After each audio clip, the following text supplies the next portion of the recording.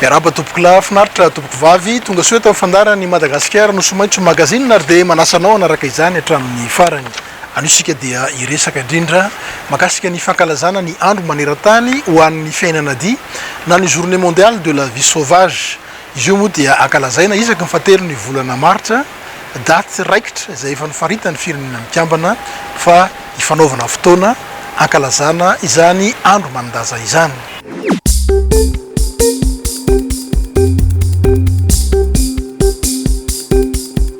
Ny fampiasana ny fitaovana rakajy-mirindra ho ampinga ampanentana ny mpiaro ny fiainan'ny na ny vie sauvage no hampiombona ny olombelona sy ny bolantany.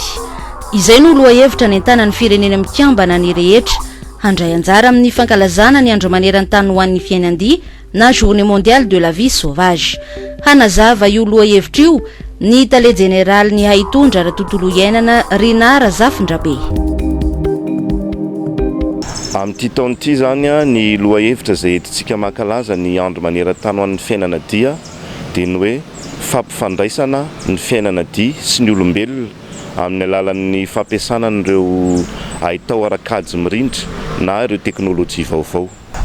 Amin'izao fotoana izao dia fantatritsika ao anatin'ny fanatontoloana fa maro ireo teknôlôjia vaovao izay ampiasain'ny zanak'olombelona ary noeritreretina zany fa ho lasa fiarovana sy fitaovana eo am-pelantanantsika zanak'olombelona ireo ahitao arakajy mirindra ireo mba entina miaro an'ireo karazan-javamaniry ary amin'izao andro fankalazana maneran-tany ny fiainana zao dia voizina manokana izany. Raha hoantsika eto Madagasikara manokana dia tafiditra tsara ao anatin'ireo andro telo izay apetraky ny fitondram-panjakana ny fampiasana an'ireo ahitao arakajy mirindra ireo amin'ny fiarovana ny karazan-javamananaina. Tafiditra izany eo amin'ny andro fahatelo izay mametraka ny fanjakana tsara tantana.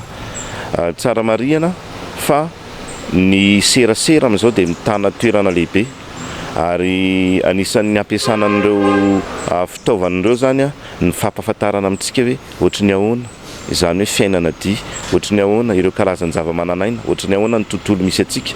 Dia izay zany ny voalohany. Faharoa manarakarak'izay eo ihany koa ny fampiasantsika an'ireo fitaovana isan-karazany amin'ny fanaraha-maso an'ireo biby sy fiarovana ireo biby. Ohatra ny hoe fametrahana puce any anatin'ireny biby arovan'ireny, ny fampiasana drone, ny fampiasana satelita, izany rehetra izany ilay ezahana voizina amin'ity taona ity hoe ireo fitaovana izay eo am-pelantanantsika zanak'olombelona, ireo fitaovana teknôlôjia farany hitantsika dia entina mba hiarovana an'ireo zavamananaina ireo.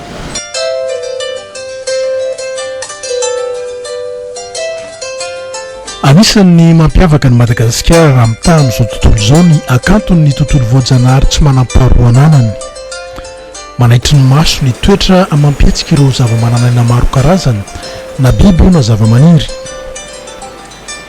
Raha ny biby no resahana dia manana karazana maro isamparitra isika. Ao ireo biby mampinono toy ny varika na ny lémurien, ny vorona izay miseho amina karazana maro samihafa, ny biby mandady hita an-tanety, ny biby an-dranomasina satria ny fanona ny tortue imbriquée izay hita aty amin'ny valan-javaboary an-dranomasina ny Nosy ely. Amin'ny récif corallien io zany toerana fisakafoanan'ny tortue de mer. Fa ny tortue tena meray maro eto zany ny tortue imbriquée. Satria misy karazany maro. Amin'izao zany le fano tsy azo hohanina satria misy ny mahafaty fa protégé koa izy satria efa ho lany taranaka. Faharoany tortue misy eto zany tortue verte. Fa ny tortue verte tsy hita serra manao snorkeling fa amin'ny fotoanan'ny ponty izy no hita. Zany hoe ty fasika rehetrarehetra ty zany io lieu de ponte na tortue.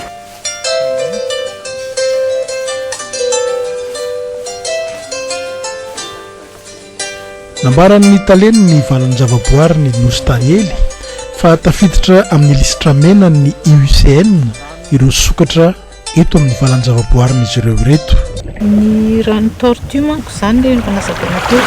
Izy io zany espèce en danger critique izy amin'ny liste rouge ny IUCN.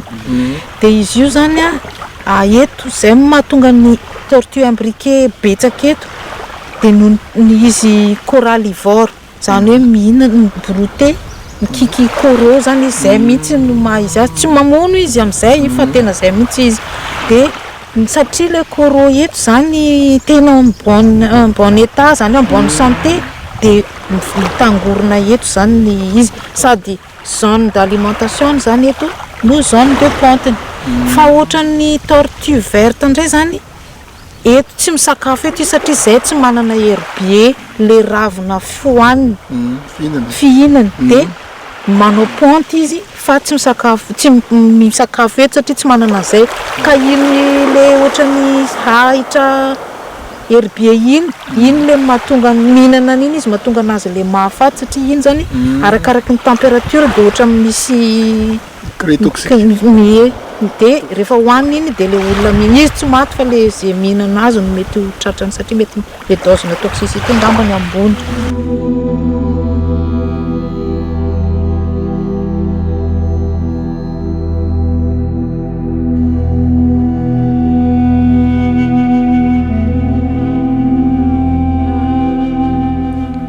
Tsy izay ihany fa misy koa ny sokatra an-tanety izay antsoina hoe angonoka hita any amin'ny tapany atsimo sy andrehefan'ny Nosy izy ireo araka ny fanazavana izay nentin'ny mpandrindra nasionaly ny fikambanana tsy miankina izay miaro manokana ny sokatra zanatany mba tsy ho lany taranaka ao anatin'ilay fikambanana atao hoe Turtle Survival Alliance. Ity karazany ray manatrika hitantsika ety zany zao a dia ty ray ety dia antsoina hoe angonoka amin'ny anarana scientifique moa zany a de atao hoe Astrochelis unifora. Tsy hita raha tsy any amin'ny faritra Boeny any amin'ny faritra rovana be de Bali any no ahitana azy eto Madagasikara. De ankehitriny moa izy io efa tafiditra ao anatin'ireo karazan-tsokatra zay 5 voalohany atahorana ho lany tamingana maneran-tany. Zany hoe tsy eto amintsika ihany fa maneran-tany de tafiditra 5 voalohany zany kely de kely sisa tavela ary efa tsy afaka mifankahita any anaty ala voajanahary misy azy intsony ny lahiny sy ny vaviny ka ampitombo taranaka azy de zay no antony tena ilana ny fandraisana anjara antsika olombelona zany mba ampitombo taranaka azy ary afahana mamerina azy indray any amin'ny toeram-ponenana mahazatra azy any orinany.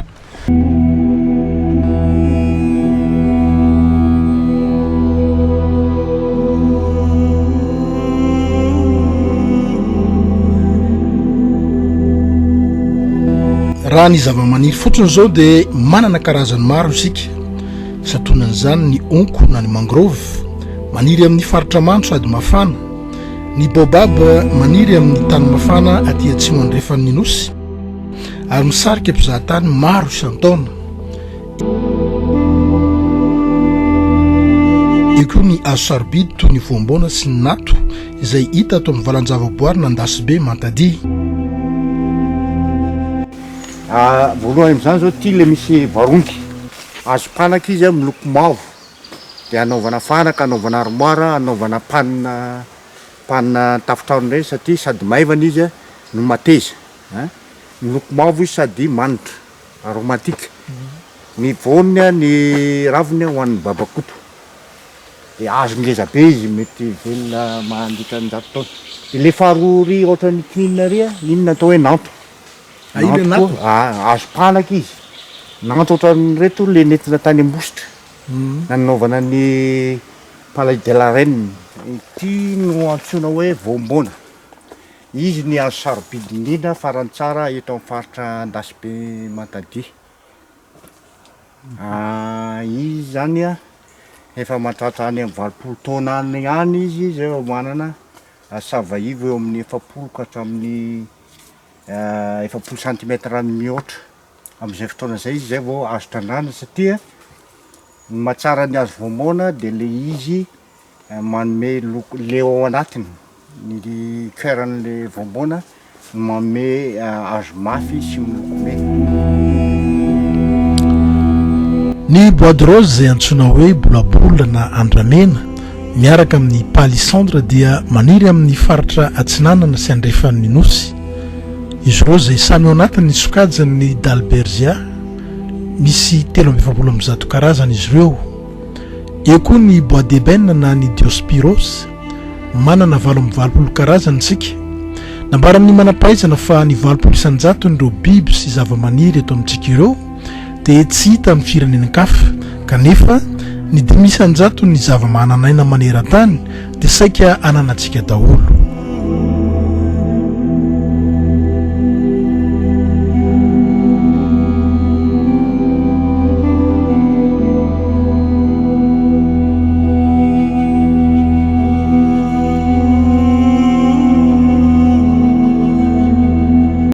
Potiky ny kolokolo sy ny fanondrana tsy ara-dalàna ireo zavamananaina diany Madagasikara, sationan'izany ny bois de rose, ny bois d'ébène, torak'izay ihany koa teo amin'ny biby ny sokatra tena lasibatra maron-drano tao anatin'izany fanondranana izany.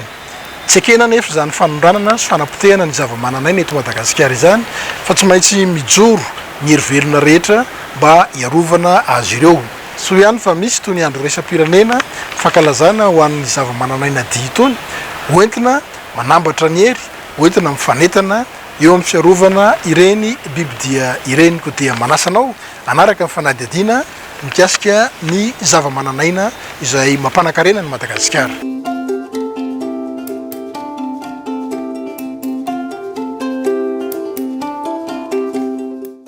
Zavamaniry manandanja lehibe eo amin'ny rindram-piasan'ny roivoary na ny écosystème ny d'Albergia sy ny diospyros.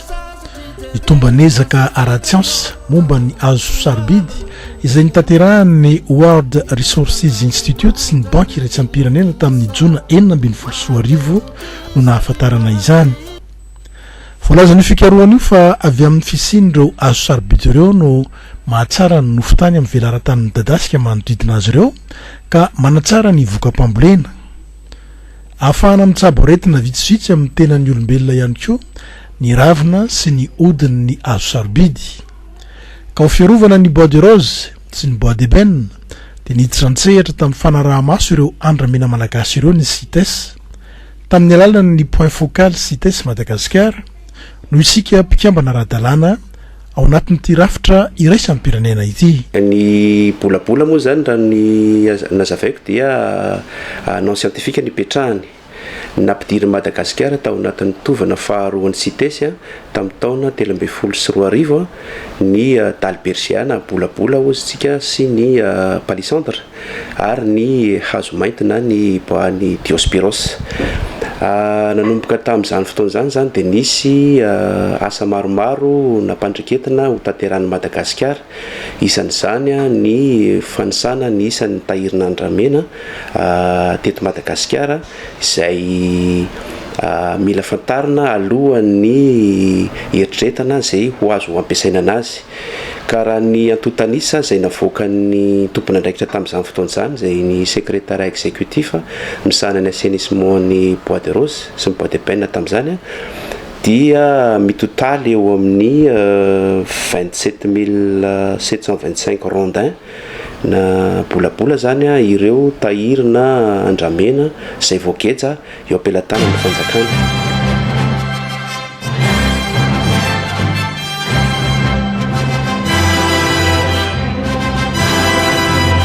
Ireto kosa no tahirina andramena na ondrana ntsokosoko tratra tany ivelan'ny Madagasikara teo anelanelan'ny taona 13 hatramin'ny taona 15 loharanom-baovao azo tao amin'ny CITES. Bois de rose 20 tonnes tratra tany Chine tamin'ny taona 13 Bois de rose 10 tonnes tratra tany Tanzanie tamin'ny janoary 14 Bois de rose 5 isa tratra teto Madagasikara febroary 14 tamin'ny fotoana io koa no tratra ny bois de rose hafa 9 conteneur tany Tanzanie.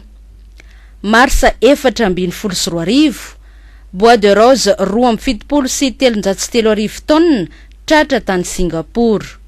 Mbola io volana marsa io ihany bois de rose 7,7 tonnes tany Sri Lanka tao anaty conteneur 20 miaraka amin'ny bolongakazo bois de rose 1.707 isa.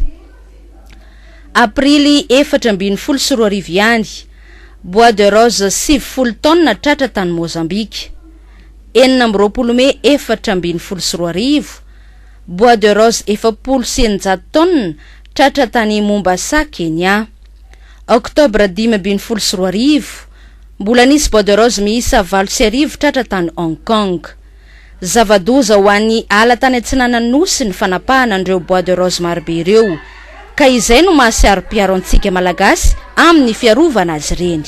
Fotoana zao dia mampiasitsika zany amin'ny ady amin'ireo fanondranana sy fampiasana tsokosoko ary fampiasana tsy ara-drariny an'ireo bibidiana, fiainana diana, zavamaniry dia ireo dia mametraka ny ato anatin'ny ministera ny fiarah-miasa amin'ny rehetra.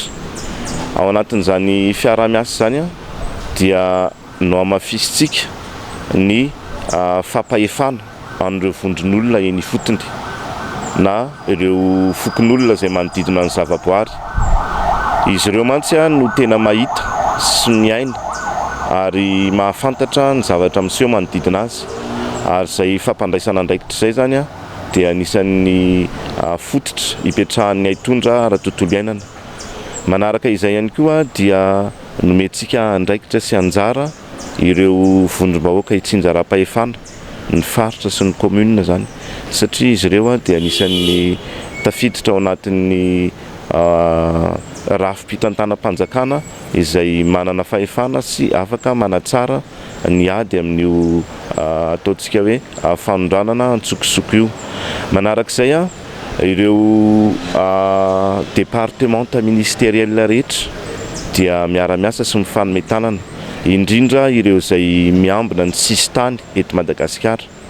Ary ao anatin'izany fifanomezan-tanana zany dia misy ny fifanankalozam-baovao, mampiasa n'ilay ahitao arakajy mirindra, mampiasa n'ilay teknôlôjia vaovao araka ny resantsika teo, dia manampy an'ireo sehatra telo ireo ny vondron'olona ifotony, ny vondrom-bahoaka hitsinjaram-pahefana, ny ministera isan-tsokajiny dia eo ihany koa ny firaisamon'nym-pirenena.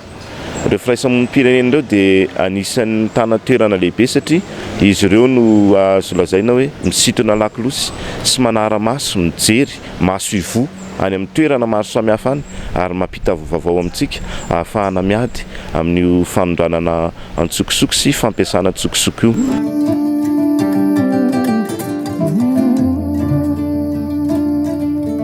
Tandindondoza ny fiainan'ny karazam-biby malagasy maromaro amin'izao fotoana izao. Iray amin'ireny ny sokatra izay lasibatry ny fanondranana tsokosoko izay nitovy tamin'ny nazo ireo hazo sarobidy. Ny karazana sokatra atao hoe Astrochelys radiata sy ny Astrochelys unifora, ireo no tena lasibatra. Ny mahakasika ny sokatra indray dia rehefa tafiditra tao anatin'ny sitesitsika tany amin'ny taona 1975 dia efa natao tao anatin'ny tovana voalohany ny sitesy ny karazan-tsokatra misy eto Madagasikara, izay misy 5 izy ireo izay tsy hita fa-tsy eto Madagasikara.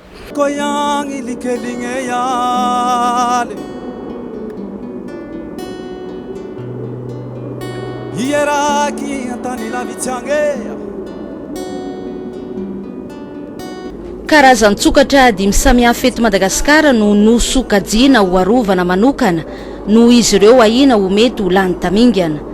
Sokatany ny 4 ary sokadranomasina ny 1.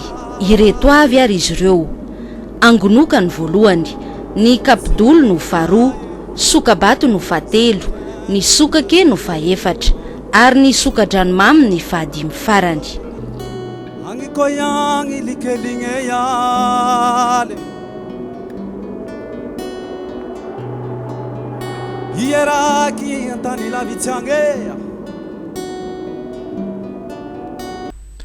Raha tambatra nisan'ny sokatra natao trafika ao anivelany ka tratra dia manodidina ny 904 alina no isan'izy ireo. Teo anelanelan'ny taona 724 ka hatramin'ny 24 no nahitana izany. Goavana indrindra tamin'ireo sokatra tratra ireo dia ireo sokatra iray alina tratra tao Toliara izay nikasaina ao alefa nivelany tamin'ny taona 2024. Nambaran'ny mpandrindra nasionaly ny TSA Madagasikara Irilala Randemahazo fa dia fitadiavam-bola tsotro zao no tena antony anaovana ny fanondranana na ny fanaovana trafika na sokatra. Eo aloha no ataoko hoe mety nateraky ny fahantrana ve sa avy aiza ny fiaviana. Ny azo tenenina zany atreo amin'ilay asa fiarovana izay manandrify anay dia misy be dia be ny tsy fahalalana ho an'ny olona. Ny antony le hoe ainatranainany io ary atahorana mihitsy ho lany tamingana ary araka le teniko teo anankiray ny manao hoe tsy hoe fitiavana te hiary fotsiny fa zay faharinganana zay efa akaiky dia akaiky ka ilana ny fiaraha-miasantsika rehetrarehetra ka isakanana n'lay atao hoe tsy fahalalana ampafatarana zany ho andreo tsy mahalala ary isakanana koa andreo miny manao an'le izy ankitsirany fotsiny zao ho an'ny fitadiavana ataoko hoe tombontsoa manokana zany de ireo zany no everika fa tokony ho sakanana zany tokony ho jerena mba tsy ho tonga any amin'izay faharinganana zay tsika. Ny tsara marihana amin'izao fankalazana ny andro maneran-tany amin'ny fiainana dia zao dia tsy ny fanondranana tsokosoko ihany kory ny tena loza mitatao ho an'ireo fiainana dia ireo na zavamaniry io na biby fa lay fampiasantsika azy olombelona ihany koa zany hoe le fiompiana biby tsy natao ompiana lasa tazomitsika any atokantrano.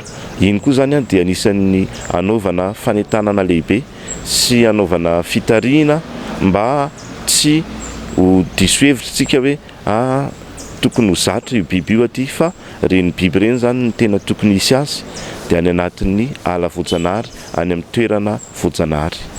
Misy antso manokana ve ataonao mikasika an'izay hoe fanentanana izay? Manentana manokana zany satria eto Madagasikara dia karazana biby sy zavamaniry tsy fahita maneran-tany afa-tsy eto ny misy eto amintsika ary ao anatin'izany dia mangataka ny fanomezan-tanana amintsika malagasy rehetra fa voalohany aloha harenantsika ny fananana an'io biby dia sy zavamaniry dia io eto Madagasikara fa tsy harenantsika fotsiny ihany fa efa harena iombonantsika amin'izao tontolo izao satria efa lasa vakoka iraisam-pirenena ireo fiainana dia eto amintsika ireo dia manentana zany mba tsy ho tompony mangatakatiny fa tena ho tompony andray andraikitra ary tena hiady sy ho saro-piaro amin'ny fananantsika ary zay ato amin'ny ministera dia efa mametraka laharana maitso ho amin'izay rehetra mety ho fandikana lalàna na fanondranana tsokosoko na fiompiana hitantsika hoe tsy mety dia afaka miantsony ato amin'ny ministera tsika efa misy zay laharana maitso zay ahafahantsika mifanometanana ny 955 moa zany na 5,700 io no ahafahantsika mitoroka raha misy hitantsika hoe tsy fetezana amin'ny fiarovana ny karazany zavamananaina sy ny tontolo iainana eto Madagasikara.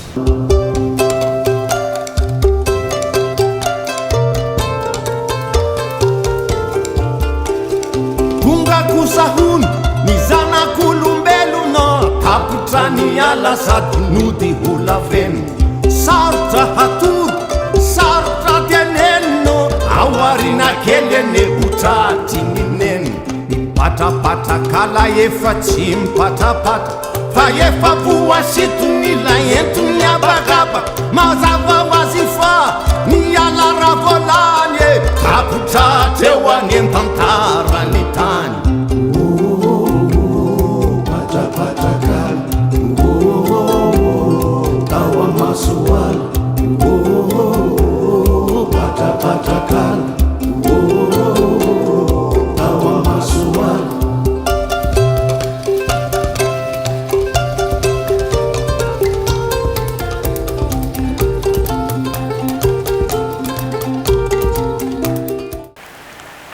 Tapitra amin'ny fotoanantsika ary dia mametraka veloma finaritra tompoko lahy sy tompoko vavy amin'ny heriny tahaka izao indray.